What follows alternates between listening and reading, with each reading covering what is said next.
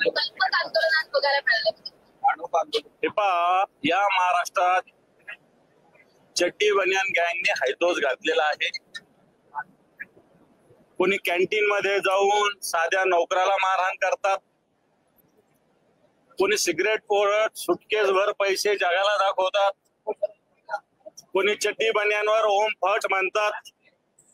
आणि मग ही चड्डी बनियान गँग आधीच्या एक 10-20 वर्षापूर्वी दरोडेखोर अशा पद्धतीनं चड्डी बनियान गँग ज्याला म्हटलं जायचं, शेतामध्ये वस्त्यावर दरोडे टाकायचे. आता शेतामध्ये वस्त्यावर नाही तर या महाराष्ट्रावर दरोडा टाकण्याचं काम ही चड्डी बनियान गँग टाकते. टेंडरचे घोटाळे यांच्या बाहेर येतात, नोटाच्या यांच्या बॅगाच्या बॅगा बाहेर येतात. आणि म्हणून या चड्डी बनियान गँग ही जी आहे याच्या विरोधात हे महाराष्ट्राला लुटतात, महाराष्ट्रावर दरोडा टाकतायत. 50 खोके एकदम ओके यांच्यासाठीच ही घोषणा आहे. आणि म्हणून आज आम्ही महाविकास आघाडीच्या वतीनं या चड्डी बनियान गँग आणि हिला सपोर्ट करणारे, हिला पाठिंबा देणारे, याला आशीर्वाद देणारे महाराष्ट्राचे मुख्यमंत्री असतील, दोन्ही उपमुख्यमंत्री असतील, कारण तेही जबाबदार आहे याला. जर त्यांनी यांना आवरलं असतं किंवा आवर घालायचा प्रयत्न केला तर निश्चित थांबतील, परंतु यांचे दररोज मोठे मोठे पराक्रम बाहेर येतात. आणि म्हणून या ठिकाणी आज आम्ही चड्डी बनियान गँगच्या विषयी एक आंदोलन केलेलं आहे. बनियान घालून आणि टॉवेल गुंडाळून हे आंदोलन आम्ही केलेलं आहे. थँक्यू. आज महाराष्ट्रामध्ये यशवंतराव चव्हाणांच्या पासून राजकारणाची एक परंपरा आणि उच्च अशा प्रकारचा दर्जा राखला जातो. आपण जर बघितलं की गेल्या काही वर्षापासून या महाराष्ट्रामध्ये ज्या पद्धतीने कायद्याची भीती, सरकारचा धाक हा राहिलेला नाही.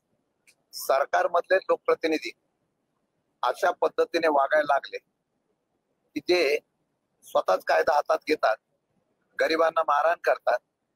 आणि एवढं करत असताना भ्रष्टाचार मोठ्या प्रमाणे करतात हे चित्र आपल्याला दिसायला आहे.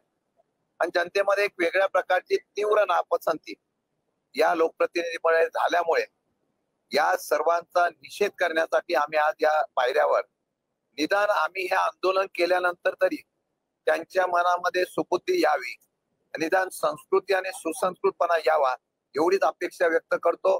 आणि या झालेल्या सर्व याचा 100% जे सरकारची आपल्या असलेल्या सहकाऱ्यांची भीती वाटत नाही, मुख्यमंत्री आणि त्यांच्या असलेल्या सहकाऱ्यांची भीती वाटत नाही, बेमालूनपणे काही वक्तृत्व करायचं, कशाही पद्धतीने वागायचं, सरकार आमच्या बापाचं ते असं समजून वागतात, त्याचा निषेध हा करतोय. परंतु जनतेला सुद्धा त्यांचा हा प्रकार दिसावा म्हणून आम्ही आंदोलन केलेलं आहे. पार्टी विथ डिफरन्स अशा पद्धतीनं भाजपाची स्वतःची भूमिका असताना आज पैशाची बॅग एका मंत्र्यांच्या खोलीमध्ये दिसते, त्याच्यावर कारवाई होत नाही. स्वतः कॉग्निजन्स घेऊन पोलिसांनी तपासला केला पाहिजे की पैशाची बॅग होती का कपड्याची बॅग होती. मला वाटते गृह खात्यानं यामध्ये कारवाई सो मोठं केली पाहिजे. या मंत्र्यांना बोलवून त्याचा जबाब घेतला पाहिजे. जर ते म्हणत असतील कपड्याची बॅग होती तर त्यांना क्लीन चिट द्या की कपड्याची बॅग होती म्हणून पोलीस खात्यानं चौकशी करावी. संभ्रम अवस्था जी महाराष्ट्रामध्ये आहे या सगळ्यामध्ये, याचा अर्थ या सगळ्या गैरकृत्याला सरकार पाठीशी घालते आणि म्हणून त्याचा निषेध करण्यासाठी आम्ही महाविकास आघाडीतर्फे आंदोलन केले.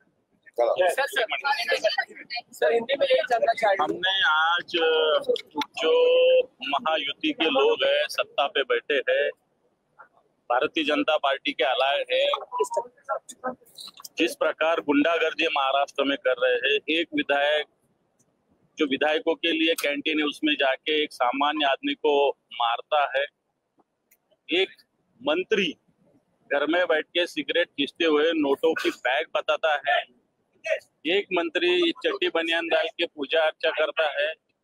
और इसलिए हमने चड्डी बनियान गैंग महाराष्ट्र में 10 साल पहले गांव-गांव में दरोड़ा डालती थी, चोरियां डाका डालती थी.